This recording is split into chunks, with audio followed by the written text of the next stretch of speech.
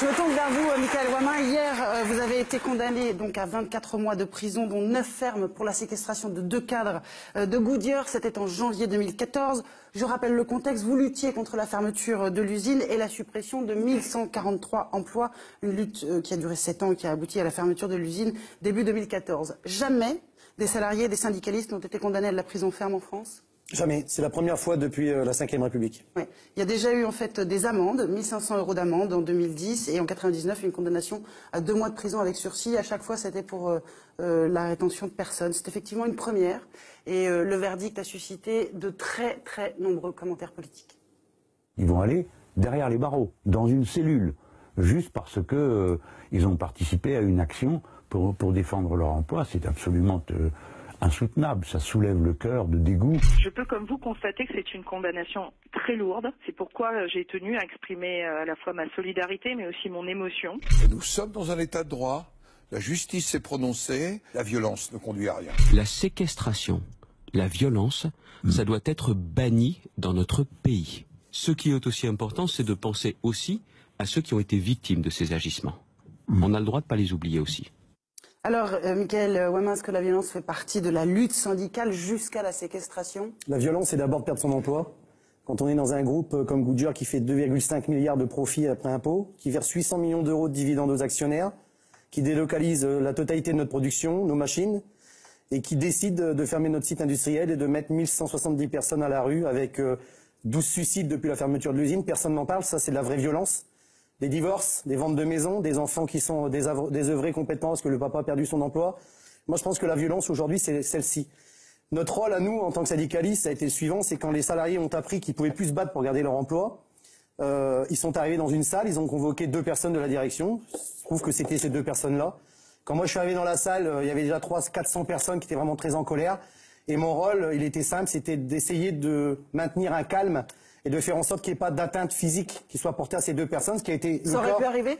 Mais bien sûr, quand vous avez des gens qui sont complètement désemparés, qui savent plus ce qu'ils vont devenir parce que on veut leur piquer le droit de vivre, le droit de bouffer, de nourrir leurs gamins et de faire comme leurs parents ont fait, c'est-à-dire avoir juste un boulot, c'est tout ce qu'on demande. Vous savez, chez Goodyear, on n'a pas de millionnaires. Hein. On entend très bien ce que vous dites, hein, de la violence, vous la décrivez très bien. Reste quand même 2 hommes ont été séquestrés pendant 30 heures, oui, qui auraient pu avoir dérapage physique. C'est d'ailleurs pour ça que le procureur de la République... Non mais le procureur de la République, il nous a condamnés avant même qu'on rentre dans la salle. Vous avez servi d'exemple? Non, c'est un procès politique. C'est qu'aujourd'hui, je pense que le gouvernement actuel, il faut quand même rappeler et tout mettre dans son contexte, vous voulez parler un petit peu d'historique, le 31 octobre 2011, on a eu la visite sur le parking de Goodyearien de quelqu'un qui depuis est devenu le président de la République. Vous savez, le moi, quand je serai président.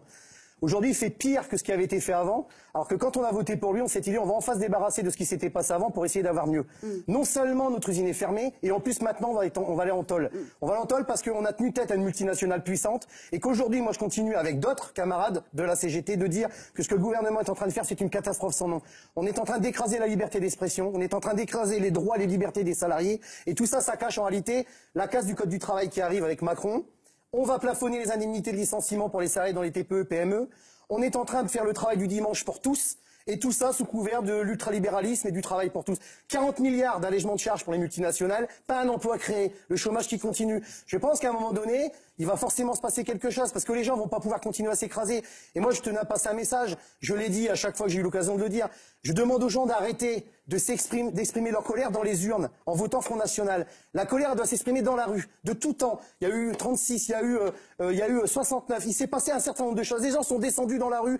C'est pas François Hollande qui va changer les choses. C'est à nous maintenant de reprendre le pouvoir. Quand on a voté pour lui, on a essayé de faire en sorte que ce soit moins pire que ce qu'il y avait avant. Moi, je faisais partie de ceux qui n'ont pas voté pour Hollande, qui ont voté contre Sarko. Je pense qu'on était nombreux comme ça. On est tous les cocus dans l'affaire, sincèrement, aujourd'hui. Et moi, je suis doublement cocu. J'ai perdu mon boulot et je me retrouve en tôle. Augustin. Ça veut dire que si c'était à refaire, vous referiez exactement la même chose. Si c'était à refaire, je ferais exactement la même chose. Il n'y a qu'une chose que je ferais pas, c'est que je me battrais pour que ce mec-là soit pas élu président de la République parce qu'il a trahi tout le monde, il a menti. Je pense que c'est certainement l'acteur le mieux payé aujourd'hui en France. C'est un mec qui est capable de se mettre dans la peau. Moi, il m'aurait fait chialer quand il est venu sur le parking de l'usine. Faites-moi confiance, monsieur Ouama. Il y a des vidéos qui circulent sur Internet dans lesquelles on le voit où il s'adresse directement à moi. Moi, j'ai posé une question simple à François Hollande quand il est venu à Amiens. C'est est-ce que vous feriez, comme Lionel Jospin qui avait dit au mec de l'U, L'État ne peut pas tout. M'a dit, mais non, mais moi je peux tout. Moi je vais arriver, je vais faire voter une loi qui interdira les licenciements et les entreprises qui font du profit. On a créé derrière avec une association qui s'appelait Licenciel, avec 40 entreprises où il y avait des licenciements, avec comme aujourd'hui avec Air France, j'entendais encore tout à l'heure qu'on va supprimer 800 emplois dans un grand groupe, alors qu'à l'époque, c'était le ministère du redressement productif qui se félicitait de l'accord entre ces deux grands groupes. Aujourd'hui, nous avons 800 suppressions d'emplois. Mais à un moment, attendez, il va falloir qu'il y ait un réveil des Français. Et moi, ce qui m'attriste dans tout ça, la seule chose que j'ai fait, c'est que j'ai été le porte-parole de gens qui souffraient, qui souffrent encore et qui aujourd'hui sont en train de crever. Parce que pendant qu'on parle de nos peines de prison, on parle pas des 800 mecs qui sont arrivés au Pôle emploi, qui ne retrouvent pas de boulot, dans une région complètement sinistrée où il y a le Continental qui a fermé, le RSA, la misère sociale, etc. Donc ça, effectivement, c'est un vrai problème de fond. Fred, je vous vois acquiescer. Non, bah, Oui, vas-y, écoutez, nous, je ne sais pas. Je me dis, la réalité, c'est ça, parce que nous, notre métier, c'est de faire rigoler les gens ou de les divertir, mais malheureusement, pendant ce temps-là... beaucoup, hein. Non, malheureusement, pendant ce temps-là, voilà, il se passe des vraies choses et voilà, c'est triste. Je sais pas comment on va y arriver. Vous êtes des vrais comiques, contrairement à celui qui nous gouverne aujourd'hui, c'est un faux comique. Mais il fait rire vert en attendant. C'est aussi parfois porter un message social, ce que vous faites en tant que comédienne, souvent, Sylvie Testu.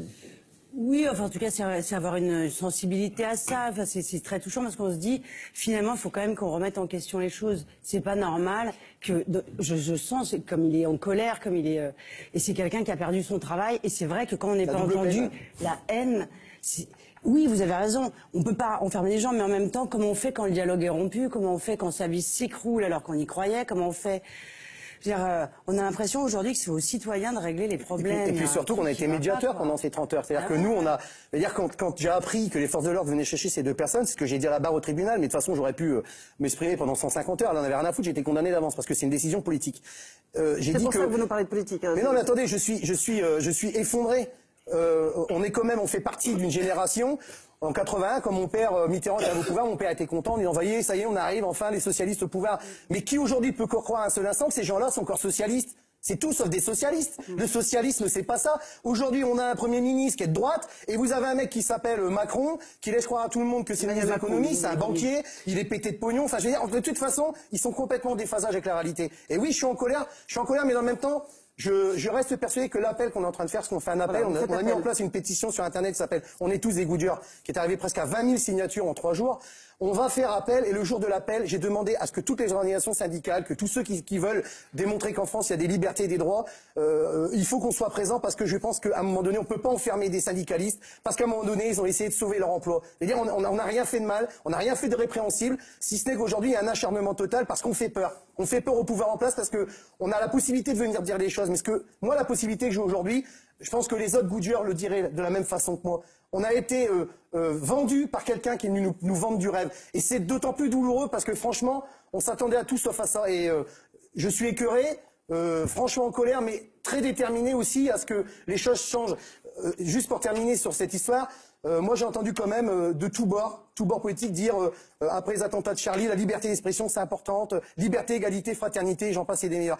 Nous, aujourd'hui, on se dit, ouais, il y a les paroles et il y a les actes. Aujourd'hui, nous, on est condamnés alors qu'on n'a rien fait de mal. On a juste voulu exprimer l'expression des salariés. Et parce qu'on a voulu exprimer l'expression des salariés, on est condamnés. Les plaintes ont été retirées à la fois par Goodyear, les plaintes ont été retirées par les plaignants. Seul le procureur de la République, qui représente la République, demande 2 ans de prison et les obtient. C'est quand même fort de café, quoi. Vous avez eu des nouvelles des 2 personnes qui avaient été séquestrées pendant 30 heures? Oui, une est partie à la retraite, elle coule des jours paisibles dans le Lot, puisqu'il est maire d'un petit village, et le deuxième est toujours directeur d'établissement, il n'y a plus de production. Est-ce que vous avez Son seul unique métier consiste maintenant à transférer les machines vers les pays de l'Est. Est-ce que vous avez eu leur réaction à votre condamnation? Moi j'ai essayé de l'avoir, on n'a pas réussi malheureusement. Est-ce que vous la connaissez ou pas? Je suppose que le champagne a dû couler à feu dans le groupe Goodyear. Vous parlez de ces 2 personnes-là qui ont effectivement retiré leur plainte. Je pense qu'ils ont dû boire une bonne flûte de champagne à cette occasion, parce que on est quand même depuis 7 ans, alors qu'on fait échec à cette multinationale, on est quand même depuis un certain nombre d'années mis sous pression et on sait pertinemment qu'on veut notre peau, clairement. Bon, on va suivre évidemment l'affaire, on suit l'appel. Pour l'instant, vous ne partez pas en prison, tout continue, la procédure continue. Je ferai ce qu'on me dira de faire. Pour l'instant, on a fait appel, il est suspensif. J'ose espérer que la justice, la vraie, va trancher cette fois-ci à Amiens. Et je le redis, il y aura un énorme rassemblement d'initiatives fait par les organisations syndicales, quelques politiciens peut-être, des intellectuels de gauche et de droite, pour faire en sorte qu'on revienne un peu les pieds sur terre et qu'on arrête de criminaliser l'action syndicale. On n'est pas des criminels. Pendant ce temps-là, nos patrons, eux, se dorent la pilule sur des paradis fiscaux et on veut foutre en tôle des gens qui n'ont strictement rien fait. C'est scandaleux.